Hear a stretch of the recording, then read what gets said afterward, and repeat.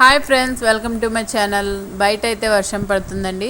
వేడివేడిగా ఏదన్నా తిందామని చెప్పేసి బజ్జీ ఇంకా ఎప్పుడు చేసుకుంటుంటాము పకోడీ అవి అని చెప్పేసి ఈసారి అయితే ఆలు బజ్జీ చేశానండి. టేస్ట్ అయితే సూపర్గా ఉంది. మీరు కూడా ఒకసారి ట్రై చేయండి. ఎలా చేసుకోవాలో ఒకసారి ప్రాసెస్లోకి అయితే వెళ్దామండి. దీనికోసం ముందుగా నేనైతే ఒక ఆలు తీసుకున్నానండి. అదేనండి బంగాళదుంప తీసుకొని మొత్తము పైన తొక్కంతా తీసేసి ఇలా రౌండ్గా కట్ చేసుకున్నానండి. మొత్తము చిన్న చిన్న పీసెస్ లాగా. మరి పెద్దగా కట్ చేసుకుంటే మనకు బంగాళదుంప ఉడకదనమాట, అందుకని సన్నగా కట్ చేసుకోవాలి.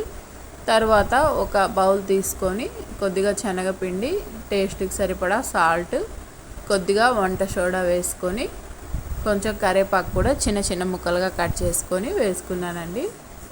వేసుకున్న తర్వాత కొద్దిగా వాటర్ యాడ్ చేసుకుంటూ మనము బజ్జీలకి ఎలా కలుపుకుంటామో పిండి అలానే కలిపేసుకుందాము.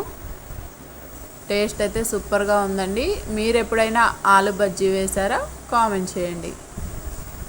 ఇలా మొత్తము పిండి అంతా కలిపేసుకుందాము. కలిపేసిన తర్వాత పక్కన పెట్టేసుకుందామండి. పక్కన పెట్టేసుకొని ఇదిగోండి ఆలు అయితే ఇలా కట్ చేసుకున్నాను. రౌండ్గా కట్ చేసుకున్న తర్వాత స్టవ్ ఆన్ చేసి ఒక బాండి పెట్టి ఆయిల్ వేసుకున్నాం కదా. ఇప్పుడు బజ్జీని అయితే వేస్తున్నానండి. ఇలా శనగపిండిలో ముంచి వేసుకుందాము ఒక్కొక్కటి. మొత్తము గోల్డెన్ బ్రౌన్ కలర్ వచ్చేంత వరకు ఫ్రై చేసుకుందామండి. బీరకాయతో కూడా ఇలా బజ్జీ చేసుకోవచ్చండి. టేస్ట్ అయితే చాలా బాగుంటుంది. నెక్స్ట్ ఆ వీడియో కూడా అప్లోడ్ చేస్తాను. ఇలా మొత్తము రెండు వైపులా తిప్పుకుంటూ గోల్డెన్ బ్రౌన్ కలర్ వచ్చేంత వరకు ఫ్రై చేసుకుందామండి.